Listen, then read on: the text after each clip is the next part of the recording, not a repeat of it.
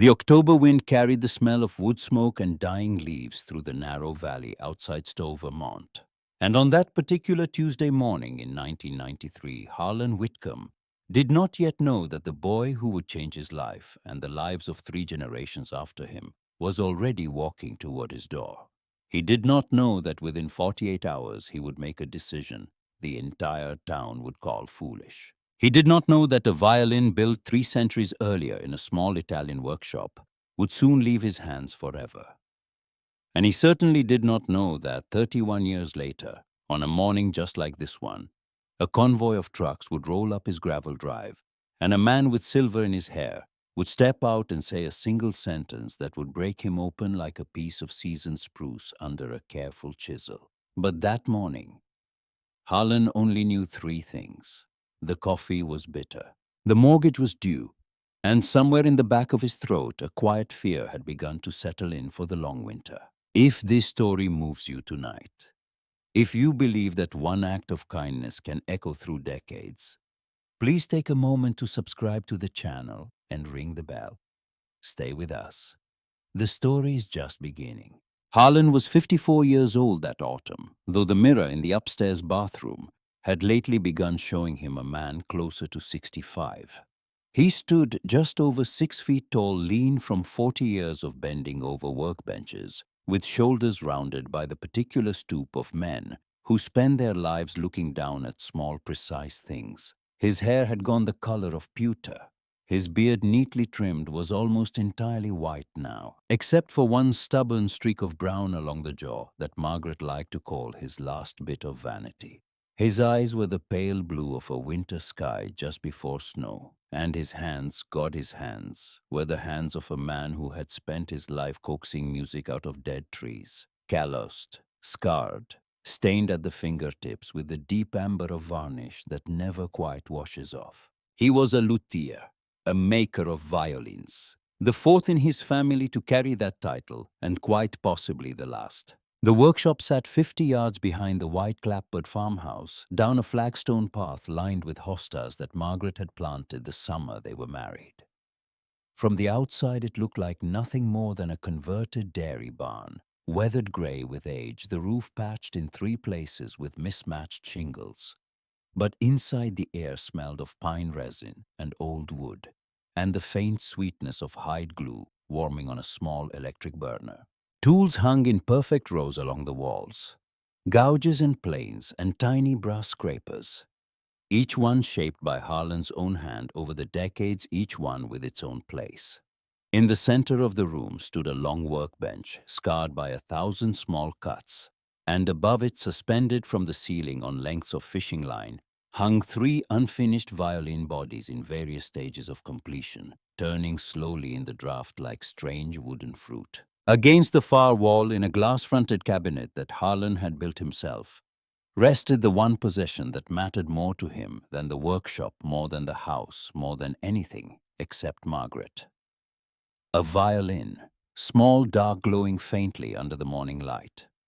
Made in Cremona, Italy in the year 1721 by a man whose name was now spoken in the same reverent tones as Michelangelo or Bach. It had been carried across the Atlantic by Harlan's great-grandfather in the hold of a steamer in 1889, wrapped in oilcloth and packed inside a hollowed-out family Bible.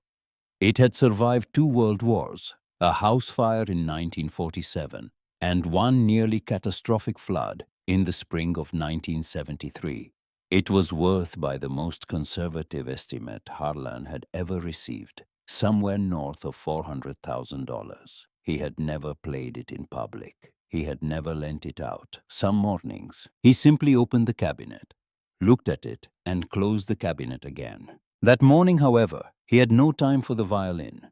He had time only for the brown envelope sitting on the kitchen table, the one Margaret had set in front of him, without a word. Final notice.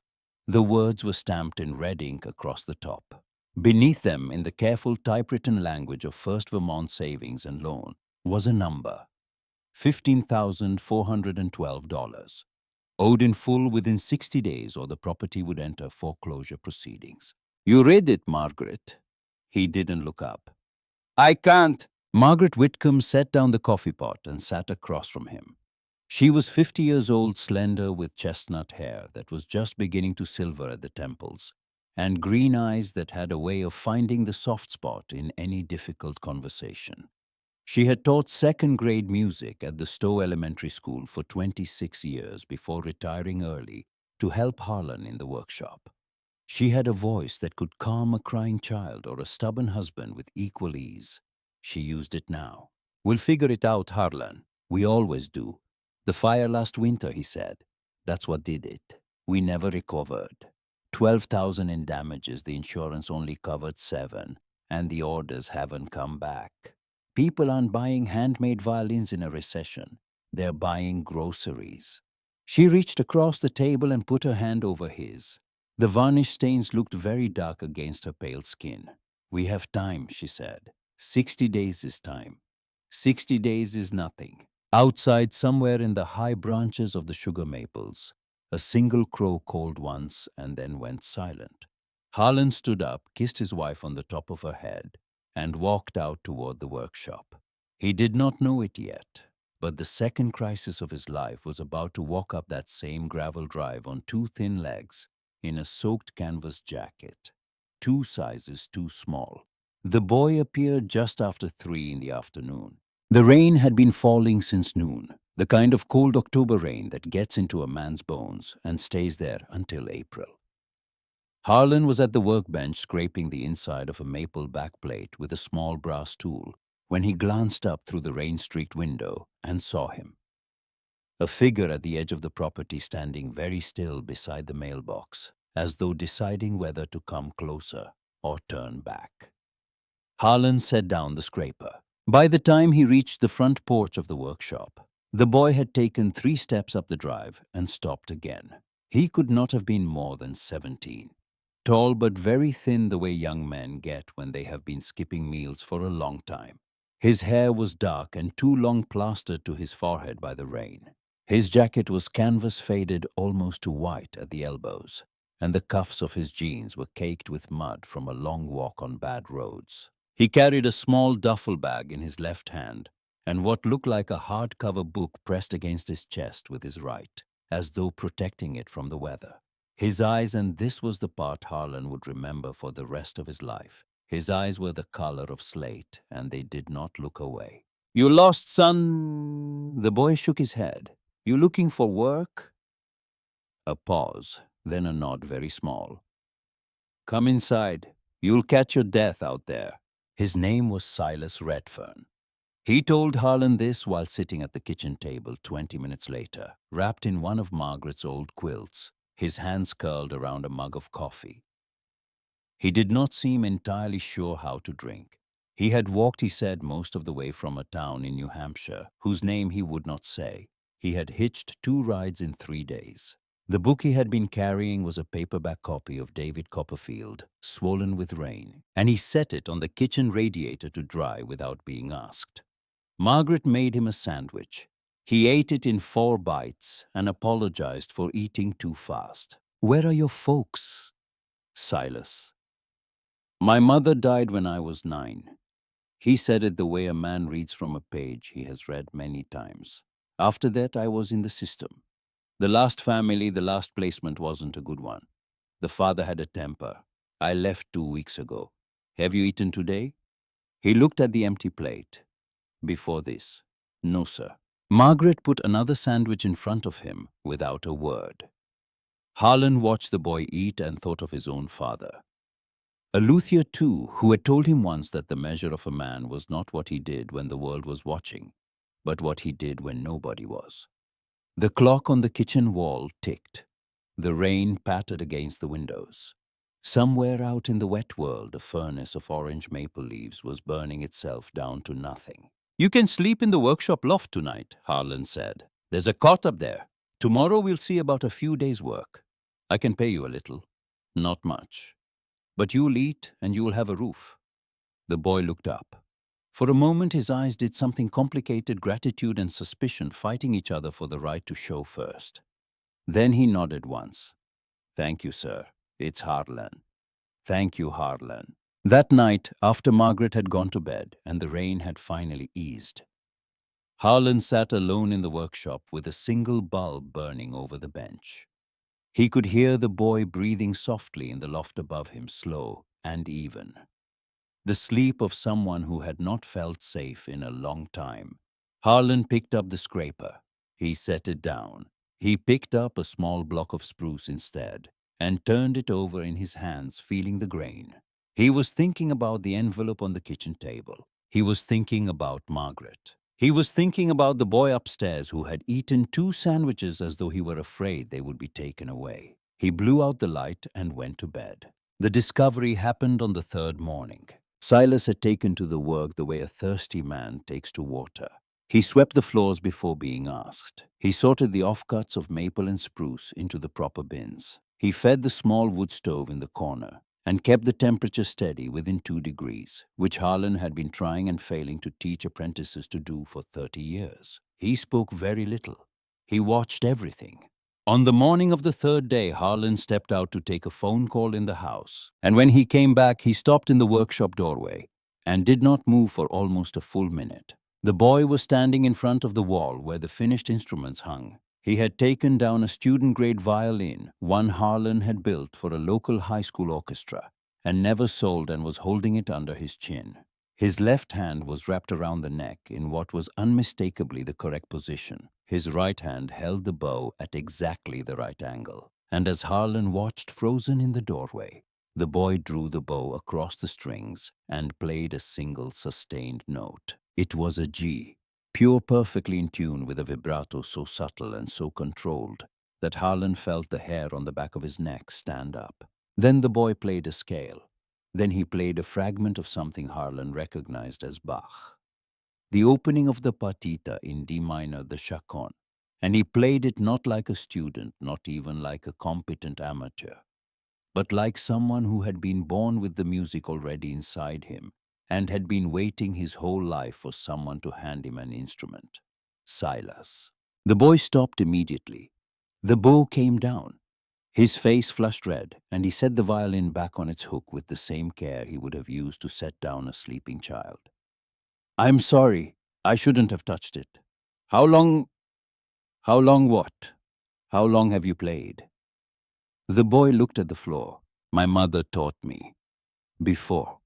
She wasn't a professional. She played in the church orchestra, and she taught me from when I was 4. After she died, I didn't have one anymore. The foster homes never had instruments. I haven't held a violin in 8 years. 8 years." He nodded. Harlan crossed the room very slowly, like a man approaching a deer that might bolt. He took the violin down from the hook and held it out. "Play it again. The Bach. The whole thing, if you remember it." He remembered it. All of it. Standing in a dusty workshop in Vermont in a borrowed pair of work boots, the boy played the entire D minor Chaconne from memory. And when he finished 15 minutes later, Harlan Whitcomb had to turn his face away so that Silas would not see what was in it. That night at supper, Margaret listened to the whole story without interrupting. When Harlan finished, she set down her fork and looked at her husband for a long time. "What are you going to do, Harlan?" "I don't know yet." But she had known him for 31 years, and she could already see in the particular stillness of his hands resting on the table that he had already begun to know. The next 2 weeks passed in a kind of quiet wonder.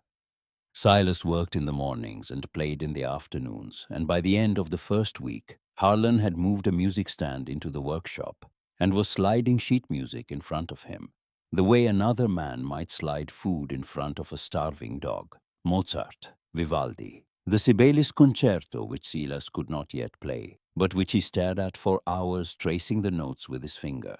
He had no formal training past the age of 9. He could read music only haltingly, but his ear was the kind of ear that came along once in a generation. He could hear when a string was a quarter tone flat from across the room. He could hum back a melody after a single listening. And his hands, those long, thin hands that had spent 8 years scrubbing other people's dishes, took to the violin as though they had simply been waiting for the right shape to hold. On a gray afternoon in early November, Harlan drove the truck into town and came back with a stack of brochures. He spread them across the kitchen table after Silas had gone up to the loft for the night. "Berkeley," he said to Margaret. "Boston, they have a program instrument making combined with performance. It's the only one of its kind in the country. He could study lutherie and violin together. He could become Margaret. He could become anything." She picked up the top brochure. Her eyes moved down the page until they found the line she had known would be there. $18,000 a year. Yes. Harlan. "I know. We have $15,412 in debt. We have 60 days. We do not have $18,000. "I know, Margaret." She set down the brochure. She got up from the table and walked to the window and looked out into the dark yard where the sugar maples were now nearly bare, their branches black against a sky the color of slate. She stood there for a long time. When she finally spoke, her voice was very quiet. "You're thinking about the violin." He did not answer. "Harlan, your great-grandfather carried that violin across an ocean. Your father played it at our wedding. It's the only thing in this house worth more than the house itself. I know what it's worth. Then how can you—" "Because the violin doesn't have hands, Margaret. It doesn't have a future. He does." She turned from the window. She looked at her husband across the small warm kitchen, and Harlan saw in her eyes the thing he had been afraid to see and the thing he had been hoping to see both at once. She did not say yes. She did not say no. She simply walked to the table, sat down across from him, took both of his stained hands in hers and held them. That was answer enough.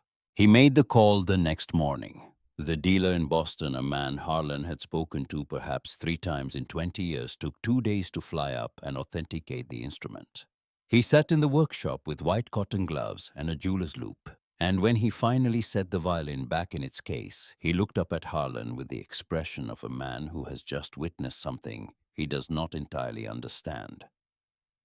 "Mr. Whitcomb, are you absolutely certain?" "I'm certain." $420,000. Wired to your account within the week. That afternoon, Harlan walked alone into the workshop and stood for a long time in front of the empty glass cabinet.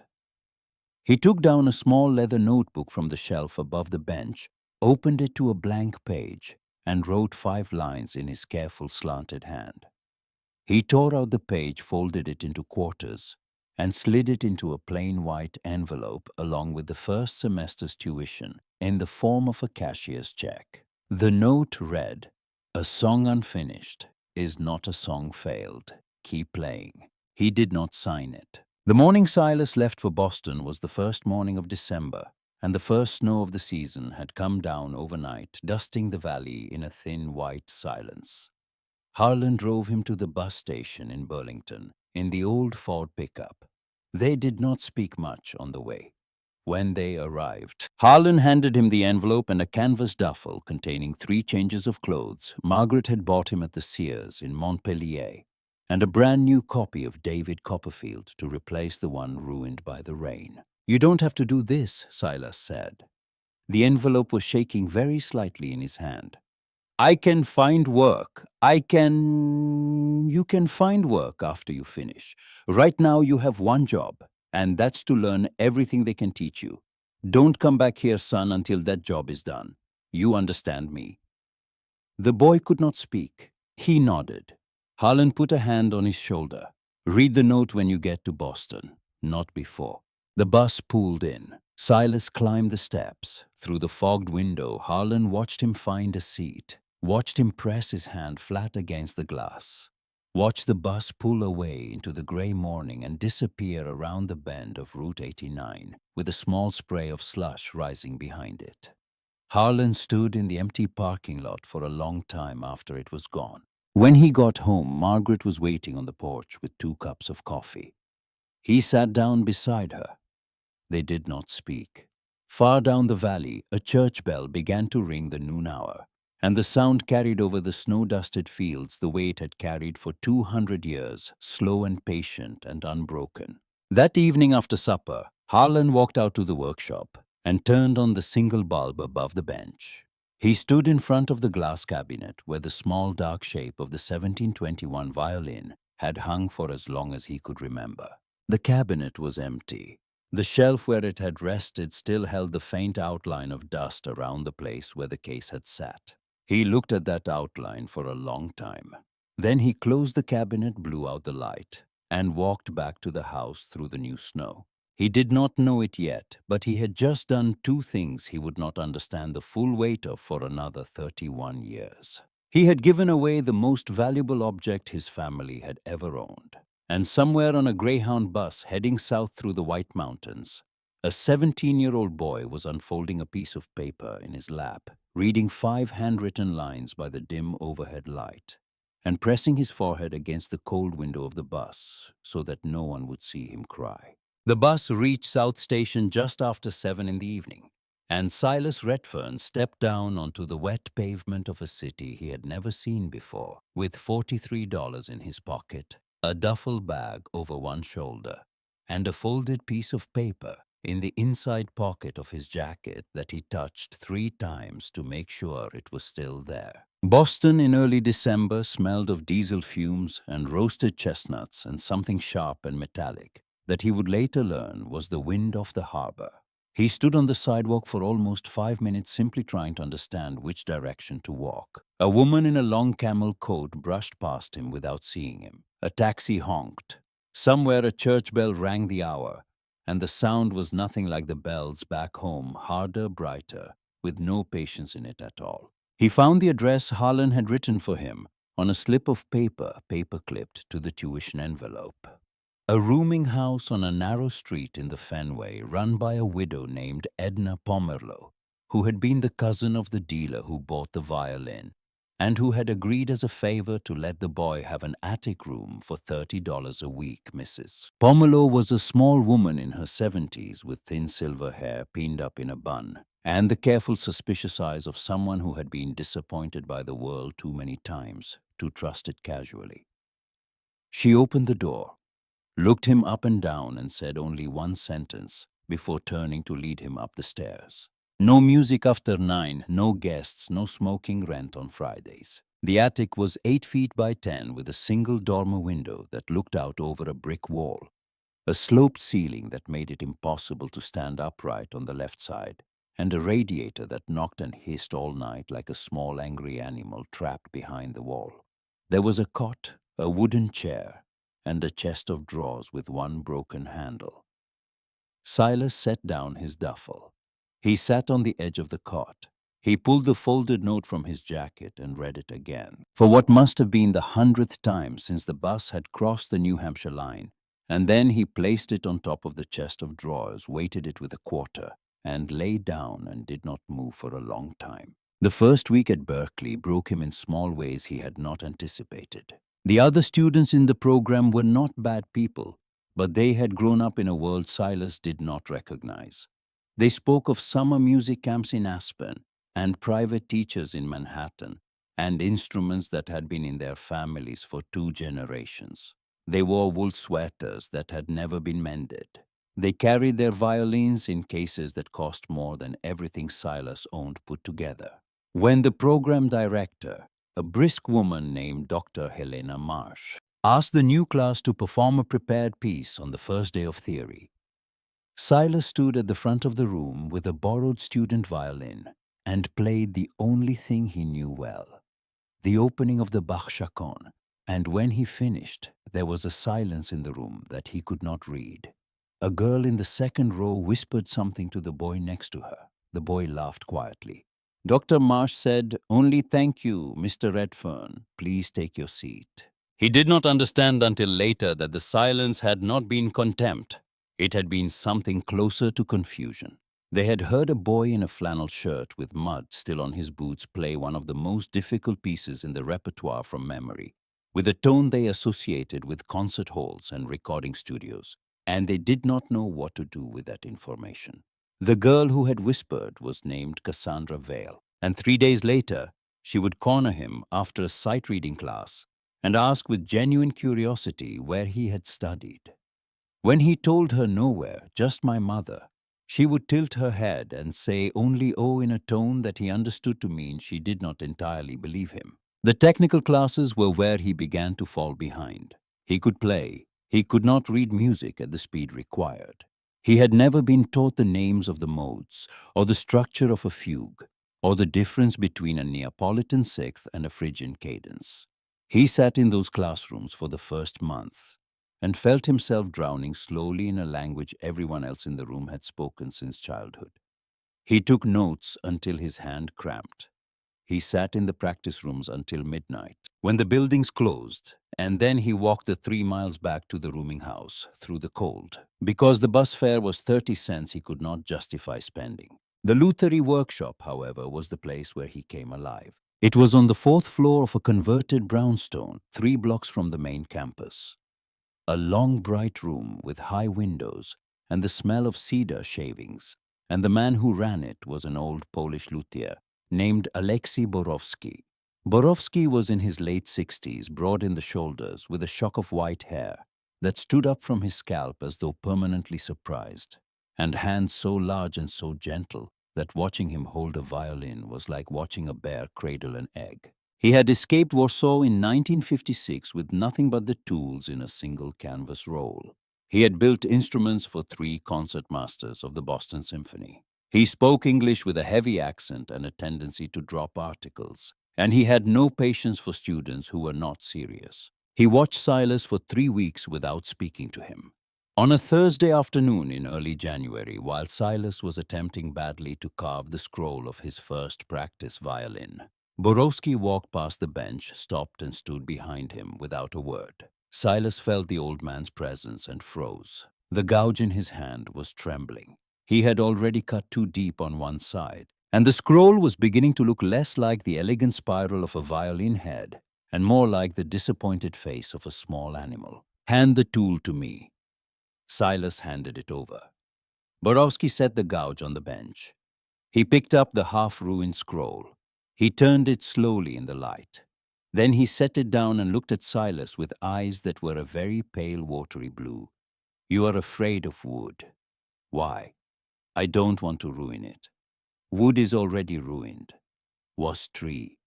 Tree is dead. Your fear does not bring tree back. Your fear only stops you from making music." He picked up the gouge. He placed it back in Silas's hand. He closed his own large hand over the boy's and guided it very slowly into a single clean cut along the curve of the scroll. The shaving curled away as thin as a breath. "You feel that? That is wood telling you what it wants. You stop telling. You start listening. Yes, yes." Borowski nodded once and walked away. He did not speak to Silas again for another 2 weeks. But every Thursday afternoon the old man would pass the bench, look at the work, and either nod once or shake his head once. And that small silent grading became, over the course of that first long winter, the single thread by which Silas held himself together. The money ran out in March. He had been careful. He had eaten 1 meal a day for most of February, a bowl of lentil soup from a Lebanese place near the rooming house that cost $1.50 and came with a piece of flatbread. He had walked everywhere. He had taken a job washing dishes at an Italian restaurant called Vincenzo's 3 nights a week, scrubbing pots from 9 until 1 in the morning for $4 an hour. And whatever leftover pasta the cook slid into a container for him at the end of the shift. But the second semester's tuition was due on the 15th of March. And on the 10th of March, an envelope arrived from Vermont that he opened, standing on the front porch of the rooming house, in a thin coat that was not warm enough for the wind. The letter was in Margaret's handwriting, not Harlan's, and that fact alone made his stomach turn over before he read a single word. "Dear Silas," it began. "We hope this finds you well. Harlan would not want me to write this letter. He has been telling me for 3 weeks that we will find a way, that something will turn up, that there are always solutions if a person waits long enough. But you should know the truth. The workshop is in difficulty. The fire damage from last year has caught up with us, and the orders we expected for spring have not come. We will not be able to send the full tuition this semester. I am enclosing what we can. $200. I know it is not enough. I am so sorry, Silas. Please do not write back to Harlan about these. He does not know I'm writing. He still believes you will finish, and he is right to believe it. Yours with love, Margaret. Silas read the letter twice. He folded it. He sat down on the cold cement step of the rooming house and put his head in his hands. That night in the attic room, he packed his duffel bag. He folded the 3 shirts Margaret had bought him at the Sears in Montpellier. He placed the dog-eared copy of David Copperfield on top. He took the note down from the chest of drawers, the note that had been weighted under a quarter for 3 months now, and he held it in his hand for a long time before he unfolded it one more time and read the 5 lines. A song unfinished is not a song failed. Keep playing. He did not pack the note.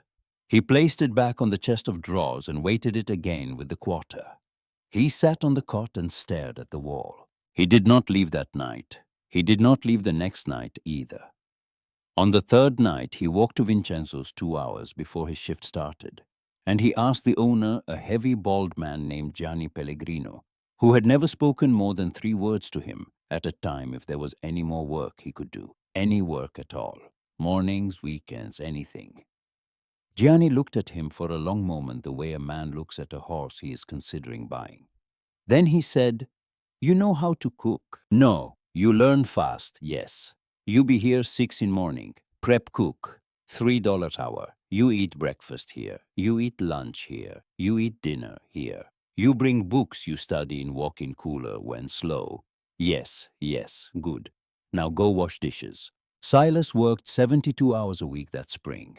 He slept 4 hours a night. He lost 12 pounds. He fell asleep 3 times in theory class and was almost dismissed from the program after the second incident until Dr. Helena Marsh called him into her office and looked at him across her desk for a long time without speaking. She was a woman in her late 40s with short iron gray hair and reading glasses she wore on a chain around her neck. And she had a reputation in the program for being incapable of tears or sentiment. She broke that reputation in her office that afternoon, though only Silas saw it, and only for a moment. "Mr. Redfern, I have been teaching for 22 years. I do not give second chances easily. But I have looked at your audition recording, and I have spoken with Mr. Borowski, and I am told you are something none of us has seen in a very long time. So I will give you one. You will not fall asleep in my class again. You will come to my office on Tuesdays at 4, and you will catch up on theory with me privately, and I will not charge you for this. Do you understand what I am offering?" "Yes, ma'am. Do you understand why?" He did not. He shook his head. She removed her glasses. She set them on the desk. "Because the world does not produce many of you, Mr. Redfern, and I have watched the world waste too many of the ones it does produce. Go, get some sleep. I will see you Tuesday." He stumbled out of her office into the hallway and stood for a long time with his back against the wall. He had not cried since the bus pulled out of Burlington in December. He did not cry now, but something inside him shifted the way a great weight shifts when a single small stone is removed from beneath it, and he understood for the first time that he was not entirely alone in this strange city. The quiet gifts began that spring. They were never signed. They were never explained. A pair of decent leather shoes appeared outside his attic door one Sunday morning in April, in exactly his size, with a note that said, "Only found these at the church. Rummage thought of you." He was almost certain it was Mrs. Pomeroy, though she denied it when he asked. A used violin in surprisingly good condition appeared in the Luthery workshop 2 weeks later with his name on a paper tag, and no explanation. Borowski would say only, "Instrument needed home, you needed instrument is no mystery." A scholarship he had not applied for and did not know existed covered half his second-year tuition. The financial aid office told him only that an anonymous donor had requested he be considered.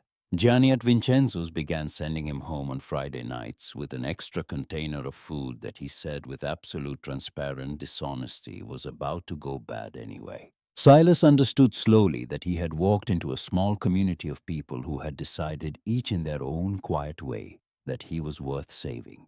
He never wrote to Harlan about any of it. He did not know how to explain it. He simply worked harder. He graduated 4 years later in May of 1998, near the top of his class.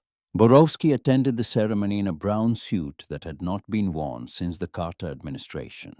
Dr. Marsh sat in the front row. Margaret and Harlan did not come. The workshop could not be left. Harlan said in a long, careful letter that arrived 3 weeks before the ceremony, but they would be thinking of him every minute. Silas read the letter on his cot in the attic room and understood between the lines that the real reason was that they could not afford the trip. He sent them a photograph of himself in cap and gown, and a check for $500 he could not really spare, and a letter that said only this is the first payment of many. Harlan returned the check uncashed 2 weeks later, with a note in his slanted hand. The debt was never money. Don't insult me by trying to repay what was given freely.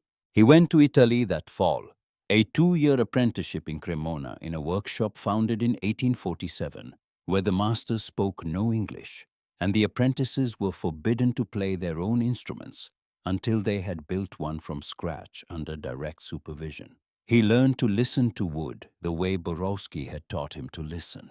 He learned the names of varnishes that had not been written down in any book. He learned that the great violins of the 17th century had been built not by geniuses, but by patient men who had spent 40 years asking the same questions in slightly different ways. He came back to the United States in 2000 and opened a small workshop in Burlington, Vermont, only 40 miles from Stowe. He did not visit. He told himself it was because he was not yet successful enough to face Harlan. The truth was more complicated. The truth was that he was afraid that the man he remembered, the man whose hands had pressed a tuition envelope into his at a bus station in the snow, would somehow no longer be the same man, and that the visit would replace the memory with something smaller. So he stayed away. He built instruments. He sent Christmas cards with no return address. Years passed. By 2012, his violins were being played in Carnegie Hall. By 2015, he had a waiting list of 3 years and a workshop of 4 other luthiers working under him. He was 40 years old, unmarried, quiet, well-respected. He still kept the note. It lived now in a small wooden frame on the wall above his workbench. The paper yellowed. The ink faded almost to gray, the creases worn nearly through. He read it every morning before he picked up a tool. The accident happened on a wet October evening in 2015 on Route 7 between Burlington and Middlebury, when a delivery van crossed the center line in heavy rain and struck his pickup head-on. He woke in the hospital 3 days later with 18 pins in his right hand and a doctor named Imogen Halsey standing at the foot of the bed with the careful expression of a person preparing to deliver bad news. "Mr. Redfern, the hand will heal. The fine motor function may not return entirely. I want you to be prepared." How much? Possibly 70%. Possibly less. I cannot promise more. He lay in the hospital bed for 11 days. He stared at the ceiling. He thought for the first time since he was 17 years old about giving up. The thought was not dramatic. It was simply there the way fog is there in a valley in the morning, and he understood that if he allowed it to settle, it would not lift. On the 12th day, he asked the nurse to bring him his wallet. He took the note out, the same note transferred from frame to wallet for the trip to the hospital, and he held it in his left hand because his right hand could not yet close. He read the 5 lines. He began the rehabilitation the next morning. It took 18 months. He could not build for the first year. He learned to hold a gouge again, the way a child learns to hold a spoon slowly with constant small failures. By the second year, he was building again, though more slowly than before, and he had begun to do something he had never done before. He had begun to teach. First 1 apprentice, then 3, then a small program in partnership with a children's home in upstate New York, taking in teenagers who had been told all their lives that they had no future and putting tools in their hands. By 2020, there were 4 workshops. By 2023, 11. The name on the door of each one was the same: Redfern Luthery. But the man who had built the company never put his own face on the brochures. The brochures carried a photograph of an unfinished violin scroll and a single line of text beneath it. The same line in the same slanted hand he had been copying for 30 years. A song unfinished is not a song failed. In September of 2024, Silas Redfern flew to Burlington for a routine inspection of his original workshop. He was 48 years old. He had silver in his hair, now neatly cut, and a trimmed beard, and the careful gait of a man who knew exactly how much weight his right hand could still bear. After the inspection, he drove out to a small ranch on the edge of town to deliver a custom instrument to a longtime client named Nathaniel Crowder, a retired dairy farmer in his late 60s, with a face the color of brick from 40 years of outdoor work, and the bluntness of a man who had stopped softening his sentences for anyone. They had coffee on the porch. The October sun was low and gold over the hills. They spoke of crops and of an old mutual acquaintance who had passed away that spring. And then Nathaniel set down his cup and looked at Silas with the particular pause of a man deciding whether to say something he was not sure he should say. "You ever know a luthier name of Whitcomb over in Stowe?" The cup in Silas's hand went very still. "Yes." "Why?" "Heard last week from a fellow at the feed store. Old Harlan's about to lose his place. Some business with the bank. Some fellow named Bottomley been pushing him for years. Heard the foreclosure papers are already drawn up. 30 days, they're saying. Maybe less." Silas set down his cup. He looked out across the fields where the late light was turning the grass the color of honey. How bad? "Bad enough that the wife is sick on top of it. Hot, I think. Costs more than they got. House goes, workshop goes, everything goes." Silas did not speak for almost a full minute. When he did, his voice was very quiet. "Thank you, Nathaniel. I have to go." He drove back to the workshop in the dusk. He sat at his desk for a long time without turning on the light. He took the note out of his wallet and unfolded it on the blotter in front of him, smoothing the creases with his fingertips, the way a man smooths a thing that has become too fragile to handle roughly. He picked up the phone. He dialed the number of a woman named Eleanor Vance, his attorney, a woman he had known for 15 years and trusted with everything. "Eleanor, I need you to do something. Tonight, if possible. I need a complete financial picture of a property in Stowe, Vermont. Owner is Harlan Whitcomb. I need every loan, every lien, every dollar owed. I need it before tomorrow morning." A pause on the other end. "Silas, are you all right?" "No, but I will be." He hung up. He sat at the desk in the dark for a long time with the note open in front of him and the faint outline of his own reflection in the window beyond. And somewhere far to the south, in a small white farmhouse outside Stowe, an old man was sitting at a kitchen table with an unopened envelope in his hands. And he did not know yet that the boy he had sent away on a Greyhound bus 31 winters ago had just picked up a phone in the dark and begun finally to come home. Eleanor Vance worked through the night. By 6 the next morning, a file 14 pages thick sat on Silas Redfern's desk, and the picture inside it was worse than even Nathaniel Crowder had suggested. The original mortgage had been refinanced twice. There were 2 separate medical loans against the property. The interest rates on the most recent note were the kind of numbers a man like Cyrus Bottomley charged when he intended to own the land at the end of it. Total balance, including penalties, $147,000. Foreclosure proceedings scheduled to begin in 23 days. Silas read the file twice. He poured himself a second cup of coffee. Then he picked up the phone and began making calls. The first call was to his accountant. The second was to a logistics manager in Burlington. The third was to a man in Vienna whom Silas had been quietly courting for almost 6 years. By noon the next day, a wire transfer of $160,000 had cleared into an escrow account in Eleanor's name. By the end of that week, every lien against the Whitcomb property had been quietly purchased, consolidated, and marked for satisfaction. The bank received its payoff on a Tuesday morning in full, with no return address on the cashier's check. And Cyrus Bottomley sat in his corner office and looked at the document for a long time, without understanding any of it. Silas told Harlan none of this. He had spent 31 years staying away. He understood now that the homecoming, when it finally came, could not happen by letter or by phone. It would have to be done the way Harlan had done it in the first place, in person, with hands and presence, and the small, irreplaceable weight of a body standing in the doorway of a workshop. He spent the next 3 weeks preparing.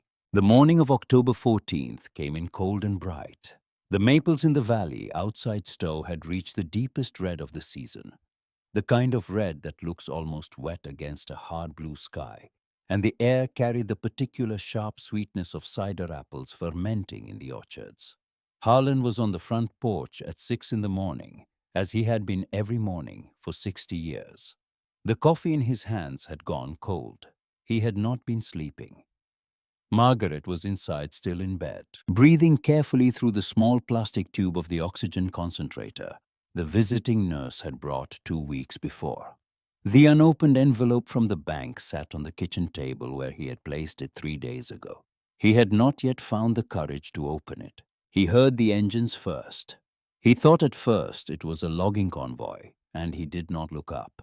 The road past the property carried trucks all autumn hauling timber down out of the hills toward the mills in Burlington. But the sound grew and did not pass. He stood. He walked to the porch railing. The lead truck was a long flatbed carrying what looked like uncut alpine spruce, the pale gold wood stacked and strapped in careful rows, fragrant enough that he could smell it from 100 yards away. Behind it came another flatbed, this one with quarter-sawn maple. Behind that, a refrigerated trailer, then a small enclosed truck marked with the name of a tool manufacturer in northern Italy. Then another, then a bus, the bus. The bus pulled up directly in front of the workshop, and the door folded open, and young men and women began stepping down, perhaps 30 of them, carrying nothing but small tool rolls and quiet expressions. And Harlan understood before any of them spoke a single word that he was looking at something he did not yet have a name for. The last vehicle was a dark green pickup, and the man who stepped down from it was 48 years old. He was tall, with silver at the temples of his dark hair, and a trimmed beard, and the careful, slightly favored gait of a man who has learned to live with a hand that does not entirely obey him. He carried a small wooden case in his left hand. He walked across the gravel slowly, and Harlan watched him come, and the cold coffee cup slipped from Harlan's fingers and broke on the porch boards, and he did not look down at it. The man stopped 6 feet from the porch. "I told you not to come back," Harlan said, and his voice cracked on the last word, "until you were done." "I'm done," Silas said. Harlan came down the porch steps in a way that he had not come down them in 5 years fast, and without thinking. And he took the younger man by the shoulders and held him there at arm's length to look at him. And then he pulled him in, and the two of them stood in the gravel drive in the cold October morning, while 30 strangers watched in respectful silence, and Margaret, who had heard the engines and made her slow way to the front window with the oxygen tube trailing behind her, watched from inside the house with one hand pressed flat against the glass. Silas set the wooden case down on the porch steps. He opened it. Inside, nested in a bed of dark blue velvet that had been hand-stitched for it 3 centuries ago, lay a small dark violin. Harlan did not breathe. "I have been looking for it," Silas said quietly, "for 15 years. The dealer who bought it from you sold it in 1996 to a collector in Geneva. The collector sold it in 2008 to a soloist in Vienna. The soloist retired 3 years ago. I have been writing him letters since 2019. He agreed to sell it back last March. I did not tell you because I wanted to be sure. It came across the ocean 2 weeks ago. It is yours." Harlan reached out one stain-scarred hand, and he laid it on the curved back of the 1721 violin, and he stood there in the gravel drive with his head bowed, and the maple leaves drifted down around him in the cold light. And he did not speak for a long time. The workshop filled with people that afternoon.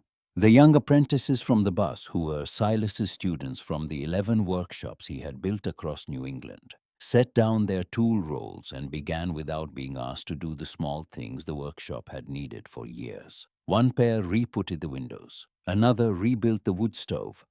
2 young women cleaned and oiled every tool on the long wall and rehung them in the proper places. A young man named Theo, who had spent 4 years in a group home in Connecticut, before Silas's program had found him, sat down at the long bench and began carving a scroll with such quiet skill that Harlan stood behind him for 10 minutes watching, and finally rested his hand on the boy's shoulder and said, "Only that's good work, son. That's very good work." The boy did not look up, but he smiled at the wood. 3 days later, Silas drove Harlan into Burlington to the law offices of Eleanor Vance. The papers Harlan signed that afternoon were the strangest documents he had ever read. The mortgage was satisfied. The medical loans were satisfied. The lien Cyrus Bottomley had attached to the workshop in March was not only satisfied, but reversed with an additional notation that the State Banking Commission had opened an inquiry into Mr. Bottomley's lending practices following an anonymous tip 3 weeks earlier. The Whitcomb property, all 46 acres of it, was free and clear for the first time in 16 years. And one additional document, the longest of all, established a foundation, the Whitcomb Heritage School of Luthery. Its mission was to take in young people aging out of foster care, young people who had been told that they had nothing and were nothing, and to put tools in their hands, and to teach them in the slow, patient way the trade had been taught for 400 years, that something beautiful could be built from any piece of wood, no matter how rough it began. The first class would begin in the spring. 12 students, full scholarships, housing in a renovated barn on the south end of the property, which Silas's construction team had already begun work on with Harlan's permission. The director emeritus of the school, the document specified, would be Harlan Whitcomb. The first instructor would be a master luthier named Theo Andrade. The endowment was sufficient to operate for 40 years without any further fundraising. Harlan set down the pen. He looked across the desk at Silas. "Why my name?" Silas reached into his jacket pocket. He took out the note. The paper was now nearly translucent at the creases, the ink so faded that Eleanor Vance, who had read many strange documents in her career, leaned forward slightly to make out the words. "Because," Silas said, "I read this every morning for 31 years. And every morning I understood a little better that you did not give me a violin or tuition or a bus ticket. You gave me a sentence. And the sentence was the thing that made everything else possible. I want other people to have the sentence." Harlan reached across the desk. He took the note. He held it in his stained hand and looked at his own handwriting, slanted and certain from a man he could barely remember being, and he laid the note down very gently between them. "Silas," he said, "there is one more thing I have to tell you. About my son." Silas waited. "My boy Harlan," said. "Daniel. He died in 1989. 4 years before you came to the workshop. Car accident outside of Manchester. He was 26. He left behind a wife and they had a little girl, and the wife, she was angry. Silas angry at me for things I could not change and things I should have done differently. And she took the child and she moved to Oregon, and we never saw her again. The girl, my granddaughter, I have not seen her since she was 3 years old. I do not know if she knows I am alive." Silas looked at Eleanor Vance. Eleanor opened a separate folder on her desk. She slid it across to Harlan. "Her name is Wren, Eleanor said softly. "She's 19. Her mother passed away 2 years ago. She has been moving between temporary housing arrangements in Portland since then. We located her in August. She did not know about you. We have spoken with her 3 times. She would like to meet you, if you are willing." Harlan put his hand over his mouth. How he said, "How did you?" "I looked," Silas said. "After I read the file Eleanor sent me, I asked her to look. I thought, if I am building a school for children who have no one, perhaps I should start by finding the child you have.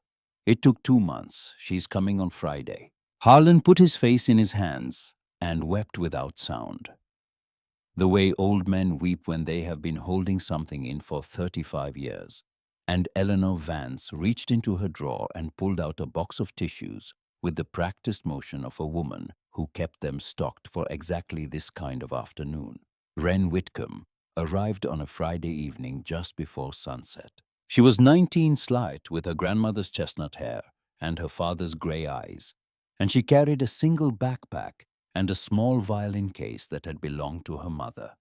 She walked up the gravel drive slowly, the way a person walks toward a door they have been imagining for half their life. Harlan and Margaret were waiting on the porch. Silas stood behind them. None of them moved. She stopped at the bottom of the steps. "You are my grandfather," she said. It was not a question. "I am," Harlan said. "I almost did not come." "I know. I wanted to. I did not know if you would want." He came down the steps. He stopped one step above her so that his eyes were level with hers. He did not embrace her. He understood somehow that an embrace was a thing she would have to give, not receive. He simply held out his stained hand, palm up. She looked at his hand for a long moment. Then she placed her own hand in it. Inside, Margaret had made stew. They sat at the kitchen table, the four of them, and Wren ate slowly. And she talked hesitantly at first, and then more easily about her mother, about Oregon, about the violin in the case at her feet, which she had been teaching herself to play from library books for the last 3 years, because there had been no money for lessons. Harlan listened. He did not interrupt. After supper, he took her out to the workshop, and he opened the glass cabinet, and he took down the 1721 violin from Cremona, and he placed it in her hands. She did not understand at first what she was holding. "Play something," he said, "anything." She played a simple folk tune her mother had taught her, halting untrained with a tone that was raw and a little flat. But her hands were the right hands. Harlan had known they would be. He stood beside her and watched her play, and across the workshop, leaning in the doorway, Silas watched too, and Margaret stood between them with one hand on each of their arms. The first class of the Whitcomb Heritage School began in April. Wren was the youngest student. Theo Andrade was her instructor. Harlan walked down to the workshop every morning at 7 the way he had for 60 years. And now there were 12 young people there waiting for him. And the long bench was full, and the smell of spruce shavings was thicker than it had ever been. And on the wall behind the bench, in a small wooden frame Silas had built himself, hung the original note. "A song unfinished is not a song failed. Keep playing." In the spring of the following year, on a soft May evening, the school held its first recital in the renovated barn. The doors were thrown open to the warm air. The apple trees in the south orchard were in full bloom, and the light through the open doors was the pale gold of early evening, and the smell of the blossoms drifted in over the rows of folding chairs. Harlan sat in the front row beside Margaret, whose oxygen tube was finally gone, whose color had come back over the long winter of being cared for and being needed again. Silas sat on her other side. Behind them, perhaps 80 neighbors and former skeptics and a few former enemies, including Tobias Hartwell with his great-grandson on his knee, filled the rest of the barn. Wren walked out onto the small stage in a simple dress the color of cream. She carried the 1721 violin. She lifted it to her chin. She closed her eyes. And then she played the opening of the Bach Chaconne, the same piece Silas had played in a workshop in Vermont 32 years earlier, when he was a hungry boy with mud on his boots, and her playing was not yet his. Playing. Not yet, but it was close enough that Harlan, sitting in the front row with his stained hands folded in his lap, understood that the music in the air was the same music that had been in the air on that first morning, and that it had only ever been waiting for the next hands. The last note of the chaconne hung in the warm spring air. Outside, an apple blossom drifted down past the open doorway. Somewhere in the orchard, a single thrush called and went quiet. Harlan turned to Margaret. He took her hand. He looked across her at Silas. He did not need to say anything. The audience began to applaud, and the sound rose through the open doors of the barn and out into the gathering dusk, and the last light of the sun caught the high branches of the apple trees and turned them briefly to gold before letting them go. Some seeds we plant in the spring, knowing we will harvest in the autumn. Others we plant without knowing what we are planting in dark soil in difficult years with hands that are tired and afraid, and we do not live to see what they become. But sometimes, if we are very lucky, we do. Sometimes the boy at the door grows up and comes back. Sometimes the song we begin is finished decades later, by hands we have never met in a room full of people whose names we will never know. And sometimes the kindness we believed had cost us everything turns out to have been the only investment that ever mattered. If there is someone in your life watching this tonight who once gave you a chance when you had nothing to offer in return, take a moment now to think of them. And if you can tell them tonight. The world is older and stranger than we know, and the songs we are singing are longer than any one life. Who was the person who believed in you when no one else did? Share their name in the comments below so the rest of us can know that they existed. And if you have been moved by Harlan and Silas tonight, please subscribe to the channel. There are more stories like this one waiting for you. May God bless you and your family, and the quiet hands that shaped you into who you are tonight. Sleep well.